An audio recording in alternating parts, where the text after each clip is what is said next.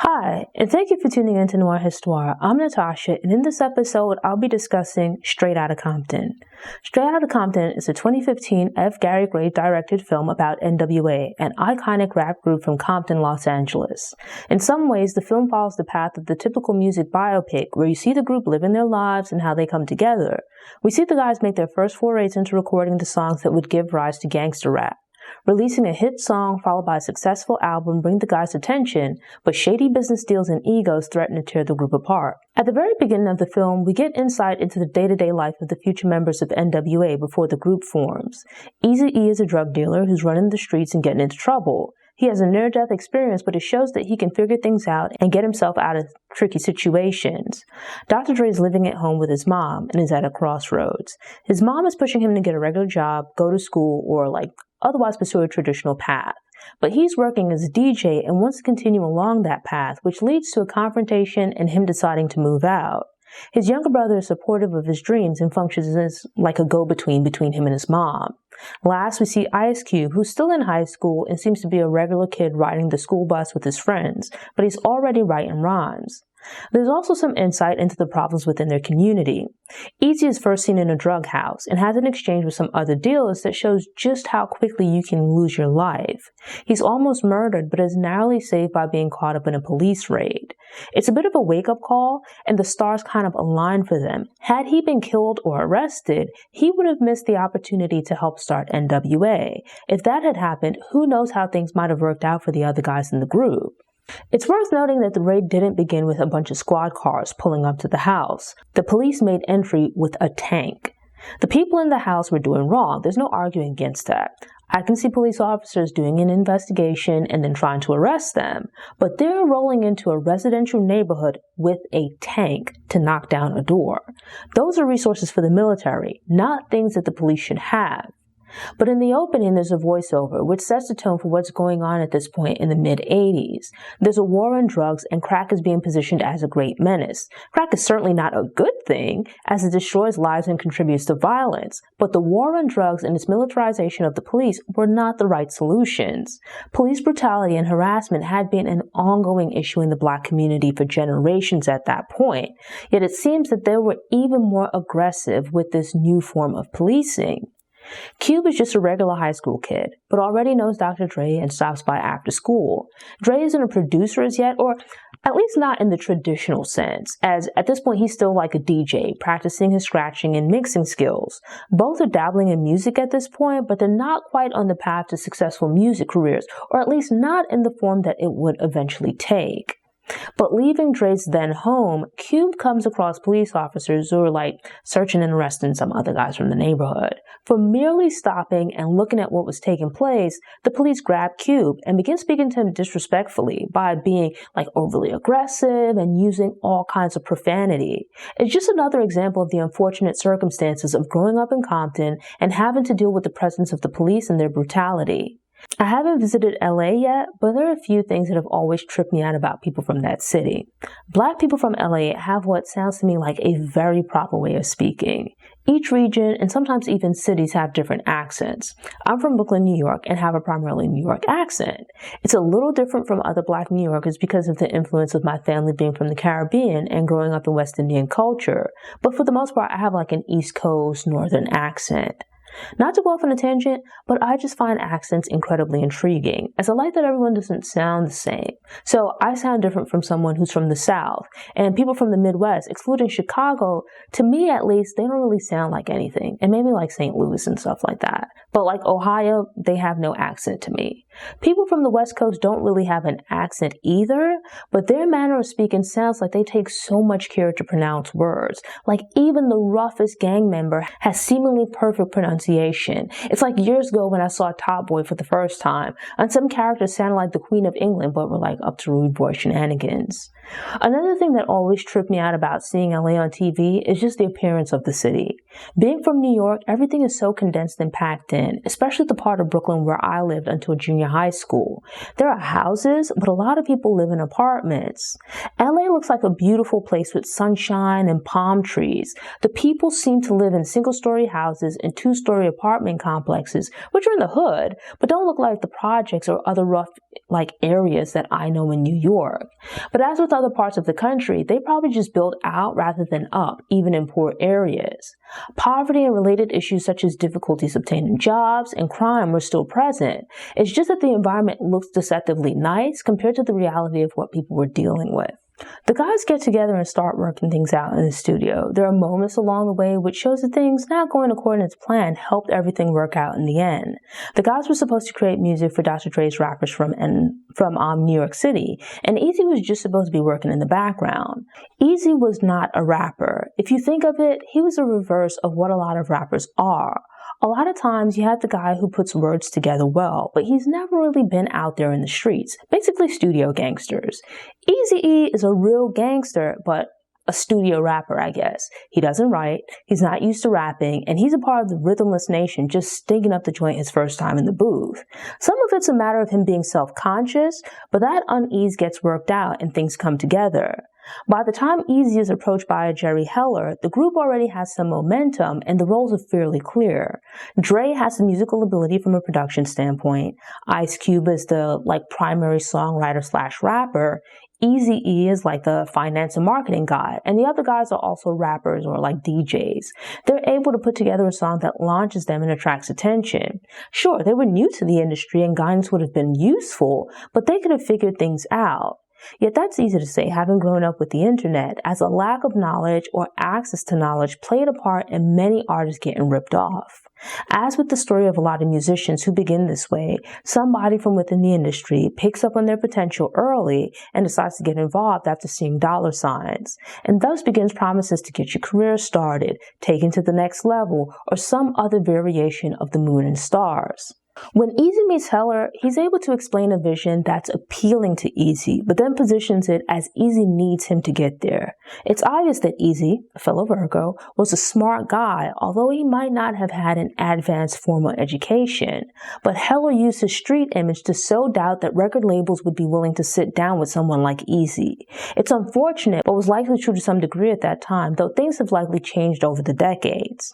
But back in the mid-'80s, hip-hop was still in its infancy. Hip-hop came about in 1979, so it was just about 7 years old in 1986. Sure, there were a few big names in groups such as Curtis Blow, Run DMC. Things were bubbling, but not anywhere near the level they would reach. Rap and hip-hop culture hadn't gone mainstream as yet, but some people were still very uncomfortable, and that was with the music still being fairly tame at the time. Corporations hadn't fully gotten into the business. Sure, some artists had endorsement deals, but it was still early days. The heads of record labels, especially the majors, were and probably still are predominantly middle-aged white guys. Heller was playing on Eazy's insecurities a little bit. Insecurities might not be the right word, but he was touching on some possibly valid concerns. Eazy is a guy from the streets and he doesn't know his way around the record industry.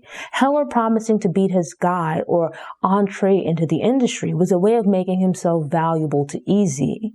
Heller has seen something in what the guys have done so far and recognizes the potential opportunity to make money. He lists all these big acts that he's worked with, but no one who's really popped off in the last decade. As Eazy points out, Heller is himself looking for a way back in. You would have to ask the question, how are you going to help me if you haven't helped yourself?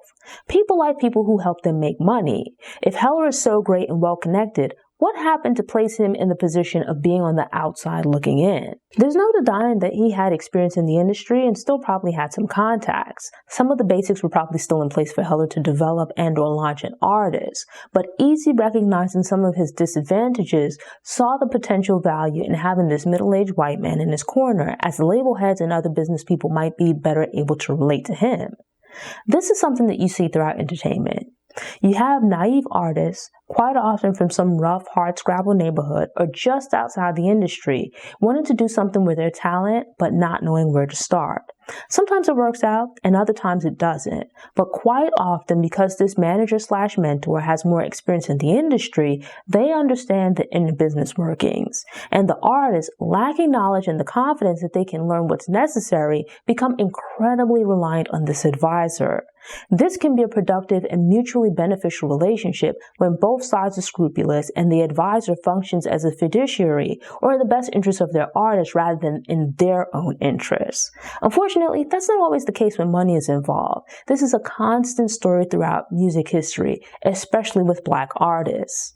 Being young and eager to make money, but lacking the knowledge and/or resources to obtain independent legal and financial representation, they put their complete trust in this advisor. Things are seemingly great in the beginning as they get little trinkets, so jewelry, clothes, cars, etc. But quite often, they're suckered out of the big long-term money that comes with retaining ownership rights. They sign layers of contracts which might include management, production, publishing, and recording, with each one potentially taking a cut of whatever money is made.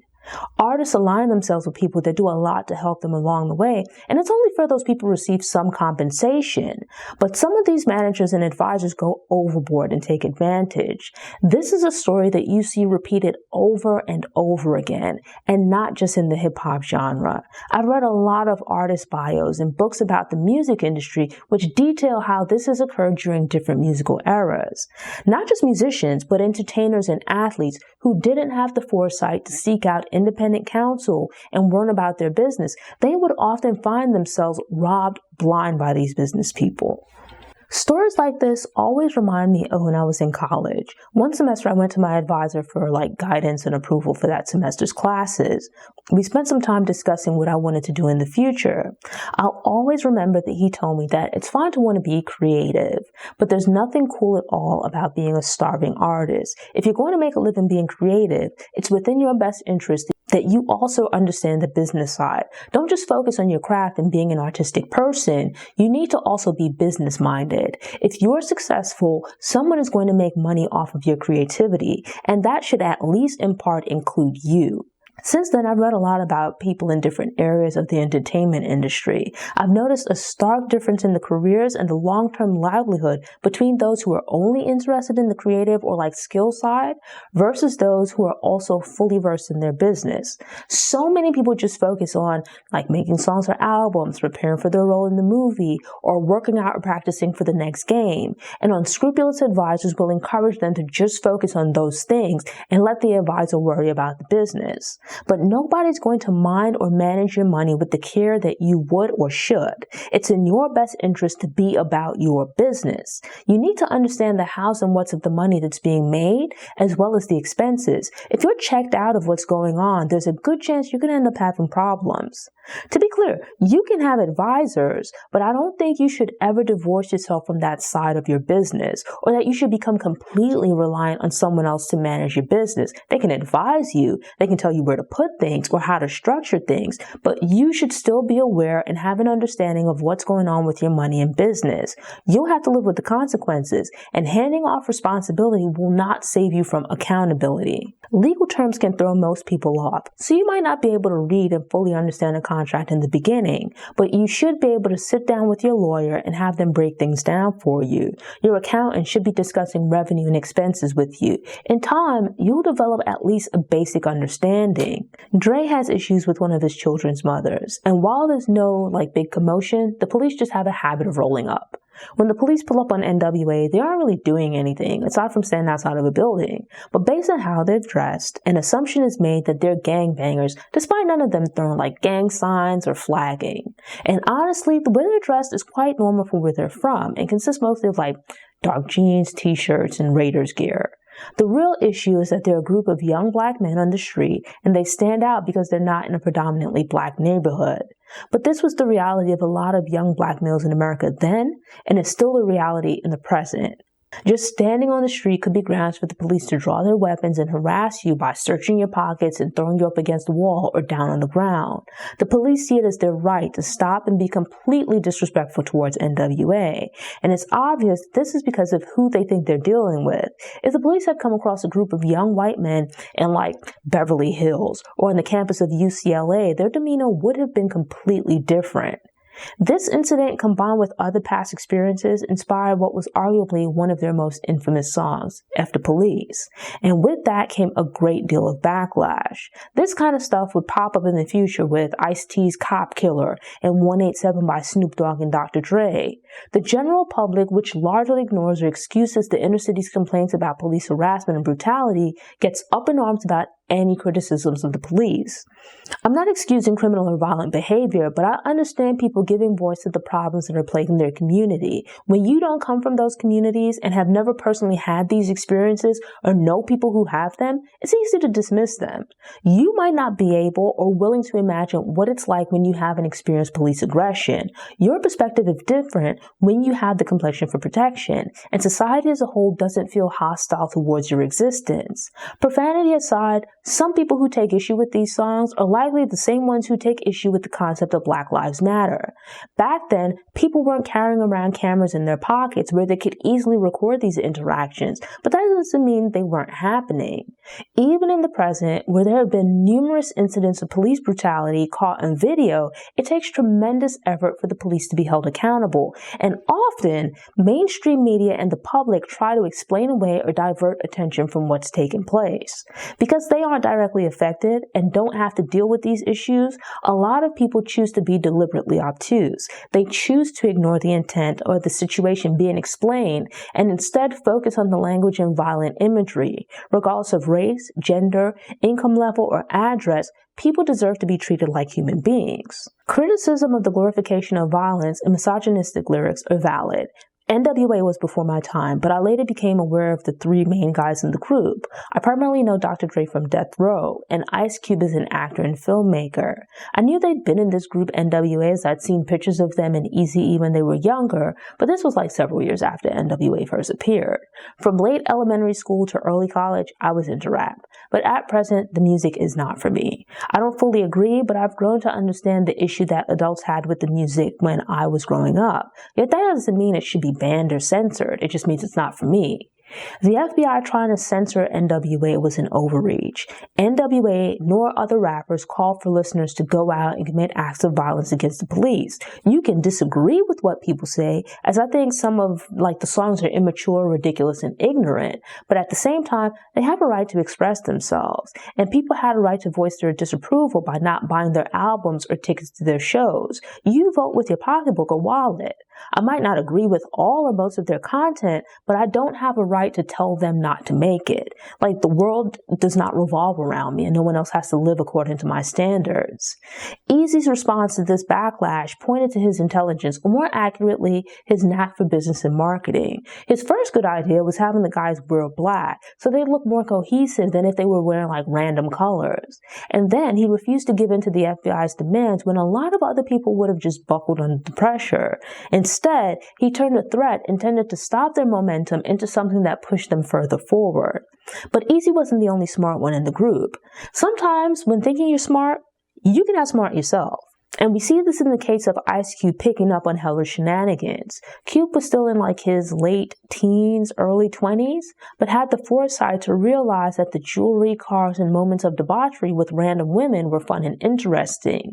If he's writing for a lot of the records for an album, then he should be sharing in the profits of that album. And throwing a few little trinkets or knickknacks his way is not enough. He was the youngest guy in the group, and like the others, hadn't attended college and didn't have years of experience in the record industry, but all he needed was to pay attention and apply common sense to question what was going on. He proves the idea of not being from a particular background or not having specific experience makes you unqualified to learn about the industry and advocate for yourself as that idea is just ridiculous. You might not know all the inner workings of directly managing your business contracts and finances, but you should be able to manage the advisors who oversee your business. Eazy is a cool character, but on that account, I was rocking with Cube. In a sense, Heller took Eazy under his wing, but that was likely because Eazy was the business leader. Controlling him would have at least theoretically made it easier to control the other members of the group. Heller appealed to Eazy's ego by hyping him up and separating him from the other guys. He became the favorite child, which drove a wedge between him and Cube first, and then eventually the rest of the group. The guys were hood rich, but weren't really balling out. Easy was receiving preferential treatment in the sense that, he was enjoying certain benefits and experiences that the others weren't. Heller was in Easy's ear telling him that he's the smart and talented one and everyone else was jealous of him. But the reality was that he had a good head for business and hustling, so deserved credit for that, but he wasn't musically inclined. He was not the talent. It might be difficult and require more work, but artists can survive without a label. But labels can't survive without any artists. Everyone had their own little thing that they brought to the pot, but the moment one person starts thinking they're bigger than the team, it creates problems. Heller put a bug in Easy's ear so that even when the guys were still talking to him and trying to point out issues to him, he was less inclined to listen because he saw it as them hating or being jealous. These were young guys who outwardly appeared to be making money, and being immature and excited about their newfound celebrity, some were irresponsible. Dre didn't have a place of his own and was between living with his mom and aunt. He had already had a bunch of kids by the time NWA took off. Likewise, Eazy-E would also end up having a lot of children. Ice Cube got married relatively young and seems to have only had children with his wife. I'm not too sure about the rest of them though. An artist can have one hit song, and that money, if managed properly, can provide a comfortable lifestyle for the rest of your life. But a lot of people go broke because they adopt lifestyles that require constant infusions of cash. They live as though the money is going to continue flowing at this generous rate forever. Male entertainers and athletes, even some regular guys, often dig a hole for themselves with these lifestyles of trying to have and maintain multiple women and children all about the place. Hope that your money keeps coming, because the moment it stops, your lifestyle and child support in particular will bankrupt you. The tragedy of Dre's beloved younger brother dying was sad, and as one would hope friends and family do at such a time, the guys pulled together to offer him comfort and support. There are these protestations and promises that they're always going to be brothers. Somehow, it seems to be easier to pull together when everyone's broke and struggling. You would think that when money's flowing, everyone would be happy and it would be easier to maintain relationships, but money can divide people, even the closest of family and friends. NWA has a successful album and tour, both of which generate a lot of money, but the structure of record and promotional deals makes it possible to excuse or explain away artists not getting much money by pointing to expenses. This is where advances and things like that typically come into play. A song split into three parts: the performance, production, and lyrics. Cube and MC Ren were the writers, and Dre and likely DJ Yellow were the producers, so they should have made a killing off of publishing. Easy fronted the money to get records made until they established the deal with Priority. To a degree, they all performed on the records. From a creative standpoint, they were doing things the right way in the sense that none of them were just waiting on the label to take care of things. $75,000 is a good chunk of change, especially if you're getting it in a lump sum. But $75,000 for all of that work that had been done and would be done in the future doesn't sound like a fair deal, especially not when you take into consideration publishing and all that other stuff. During the press conference in Detroit, Ice Cube is asked by one of the journalists about all this money that he's supposedly making. Everybody sees the light in their own time. Imagine you're at a pool party, not off in a room somewhere having a meeting, but sitting poolside while there's a party going on. And your business advisor is there with a stack of random checks for you to sign. Why couldn't this wait for Monday? How likely are you going to be paying attention to what you're signing? Sure, you can trust people, but you also have to be cautious and safeguard your interests. Ask questions and verify the responses rather than just blindly putting your faith in this person. Easy was a bit too trusting. All of the guys were a bit too trusting. Cube was just the first one to smarten up and start asking questions. The other guys might have asked questions, but Heller having Easy in place as a buffer meant that he could run interference and ease the guys' concerns without even being aware that he was being used. Dre finally smartens up and takes steps to leave the situation with Heller and Easy, but instead of hiring a lawyer and finding a way out of his contract, he once again abdicates responsibility for his business affairs, this time to Suge Knight. It's really just a repetition of what was going on before. The only difference is that Suge is now Heller and Dre is now Eazy-E. I guess people have to go through things and learn at their own pace. I don't think that any of them really had anything to really fear, as far as a physical threat from Eazy-E. Maybe they might have gotten into a fight, but I don't think he was going to kill any of them. Whatever they might have said to each other on wax, I don't think they really had to fear him personally becoming violent with them. But with those factions forming and other people entering the picture who didn't have the same connection with the other guys, there's a greater potential for things to take a violent turn. Easy was a little guy, but he had a lot going for himself. Most important was that he was smart. He had at least some understanding of business, marketing, and promotions. Easy saw opportunities where other people didn't. People say, oh, such and such is a drug dealer and would be able to use their street smarts to run a Fortune 500 company. Sure, maybe under different circumstances. But the reality is that business functions and the smarts required are different when you can sort out disagreements with rivals by beating, stabbing, or shooting them. Having to use your mind to outmaneuver them and knowing how to handle things legally is a completely different situation. The guys might not have as much money as they should, but they're not in the hood like living hand to mouth. Their survival at this point is almost guaranteed. Why would you risk that by killing someone over your hurt ego and pride? So many people are sitting in jail doing years, decades really, over hurt feelings. At the moment, it probably felt really important, but looking back on it 30, 40 years later, it would seem so insignificant. That's not to say don't get revenge, but rather be smart about it. The attack on Easy showed the importance, desperation really, of getting Dre out of his contract. Suge had some vision, but was more of a bully than a businessman. If Easy wanted to be petty, he could have tied Dre up in legal red tape. Until Tina Marie fought Motown, artists and albums got put on the shelf and left there to rot all the time. You can often devastate someone by disrupting their career, and that's far better for you than literally trying to kill them. For example, the other members of NWA came in Ice Cube, but instead of cowering or physically striking back, he absolutely manhandled everyone in one fell swoop with no Vaseline. As vulgar and inappropriate as the song might have been, no Vaseline was exactly the type of response that Easy and company deserved. I approve that message. It was one guy against four, arguably five others, and he still managed to punch up everybody. Conversely, Cube's temper tantrum at Priority Records was a result of his mismanagement of his business affairs. What is it with this handshake promises nonsense? It's like nobody is learning their lesson. You just dealt with this situation with Heller and Easy. Cube should have hired a lawyer to go in and work out his agreement with Priority. Dre doesn't look like a little guy, but he did look a little fluffy back then, and I don't buy him beating up all these people. The only people I heard about him tussling with were women. It might be my own personal bias, but he and Cube had some involvement with the film and told the story from their perspective. That might have played a role in this depiction of Dre tossing people around death row. I completely believe that Knight was on a power trip, and there are countless stories of him doing the most. Knight is a large and physically intimidating guy who used to play football, but some of the stuff that he got away with was a matter of him having money and being surrounded by yes people. These entourages often include random people from around the way who might not have much else going on in their lives. Desperate to be down, they're just itching for an opportunity to show the boss that they're committed and valuable to the team. So their way of contributing might be beating up people or committing other acts of violence at the least provocation. It's said about boxers that you can be a great fighter, but if you box long enough and especially face challenging opponents, you are guaranteed to meet someone that has your number. Every fighter who's entered the ring might not have been knocked out cold, but has touched the canvas before. Mike Tyson seemed invincible until he got put down by Buster Douglas. After years of being a bully, Suge got knocked out by some random guy in a club. Eventually, you're going to run into someone who is not afraid of you. But anyway, that's not the point. I digress.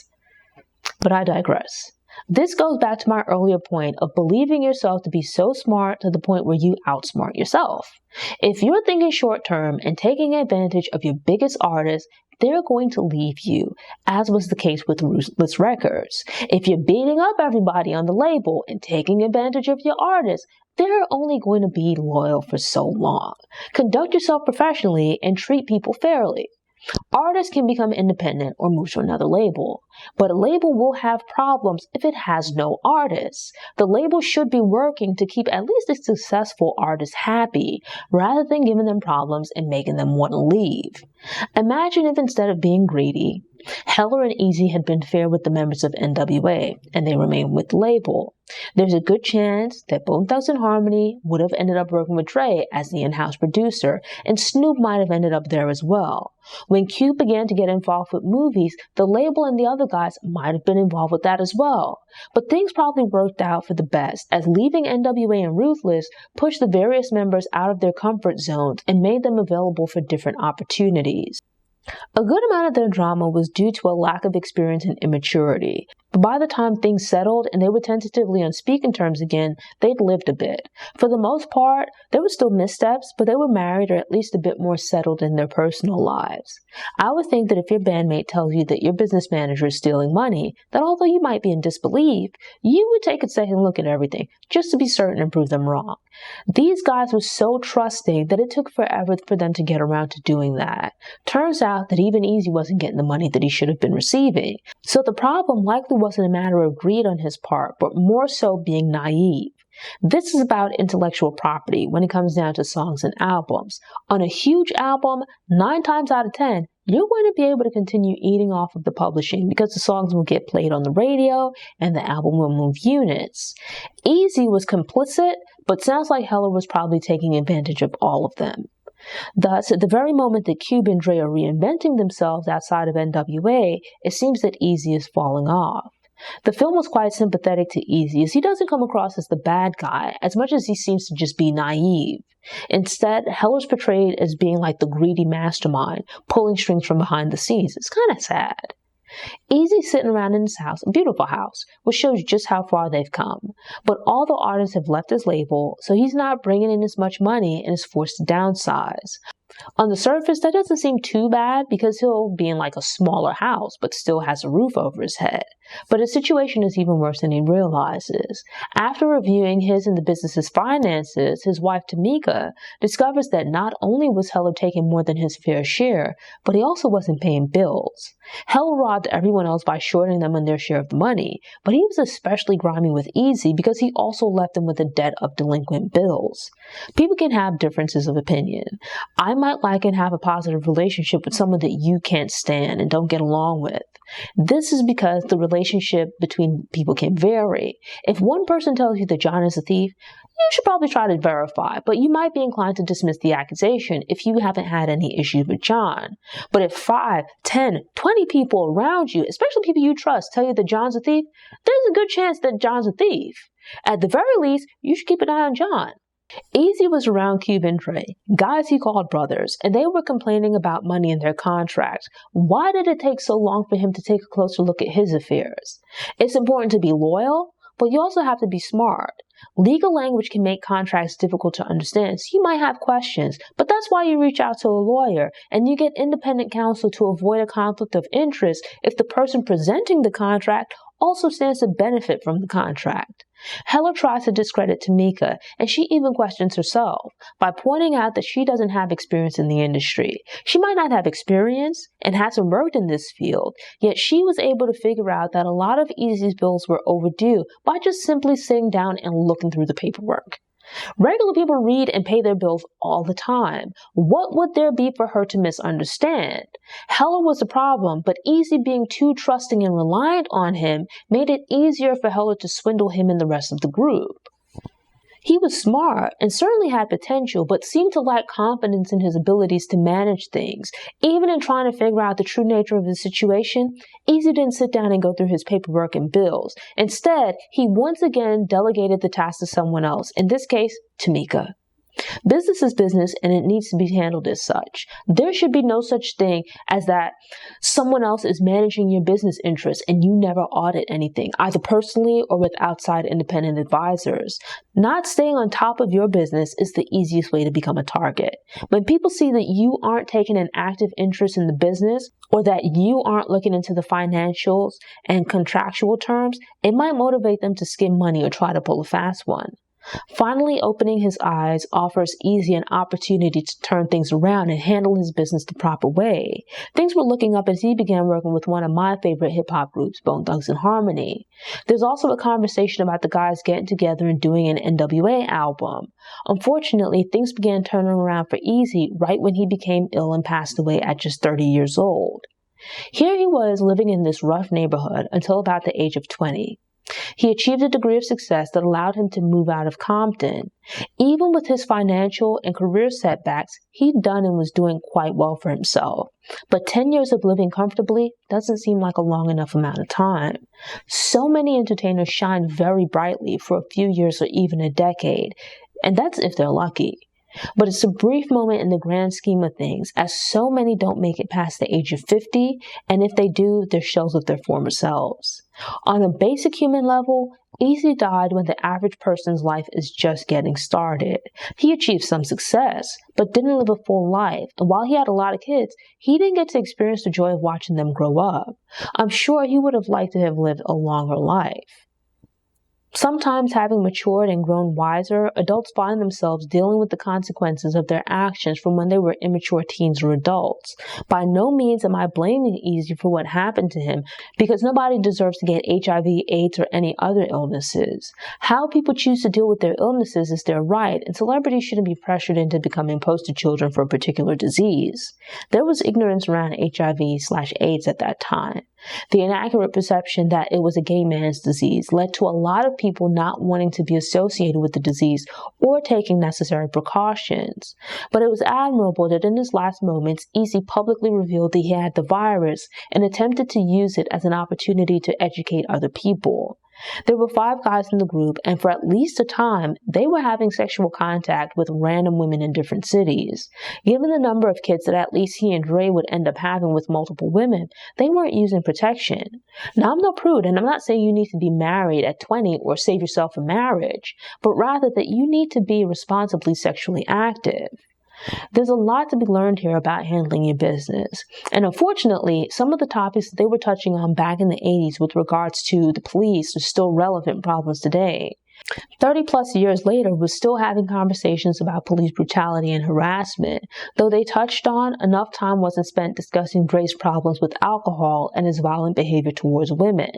When Straight Outta Compton was released, the movie received a lot of attention, in part because it was nostalgic for people who were around back then, as well as people who found NWA's music later or knew the members from other areas of entertainment. It's a cool movie to watch with it just like the entertainment, but there's a lot to take away from the story for people in the music industry or other creative industries. Sometimes movies about Black artists can be like thrown together haphazardly. F. Gary Gray directed the movie, and his projects are usually really good, going back to when he used to direct music videos. Despite Dre and Cube being involved, it seems the movie was fair for the most part in its portrayals, though there were some things about Dr. Dre that were left out. Ice Cube nor the other guys seemed to be particularly problematic, and the film extended some grace to Easy by portraying him as being naive while placing a good deal of the blame on Heller. I first watched the movie a while after it came out and thought it was good. I enjoyed it just as much the second time around when I was watching for this review, so it has replay value. It's not quite in my group of movies that I watch every year, but it's a movie that I would watch if I came across it flipping through the TV channels. Thanks for tuning in. Show notes are available on the Nwa Has website by the link in the episode description. If you enjoyed this episode and want more movie recommendations, subscribe to the channel, click the notification bell, and check out my movie review playlist.